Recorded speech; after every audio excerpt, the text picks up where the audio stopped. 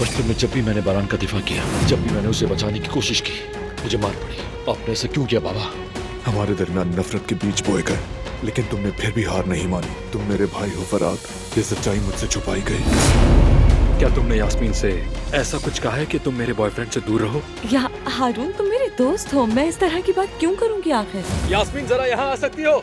सलमा ने तुमसे क्या कहा था? इसने कहा कि जितना हो सके मेरे बॉयफ्रेंड से दूर रहो, वरना तुम्हारे लिए बहुत बुरा होगा। सलमा, मैं तुम्हें अब देखना भी नहीं चाहता। प्लीज दोबारा मेरे सामने मत आना। इतने सालों तक ये झूठ कैसे पाला? उस बच्चे के साथ आपने ये सब कैसे किया? कैसे? क्यों इतना चिल्ला रहा हो अपनी दादी पर? तुम्हें शर्म नहीं आती? बताइए कि इनका बच्चा मरा नहीं था। फरात इनका बेटा है, बताइए।